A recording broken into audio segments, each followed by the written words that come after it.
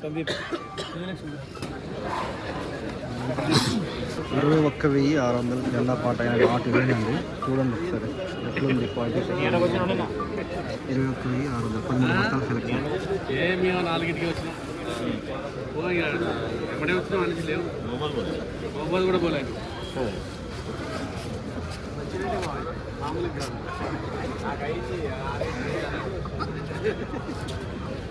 అటు కాదు ఈ జెండా పట్టడానికి ఎంతకన్నా మంచిగా లేదట్టు అంతేనా.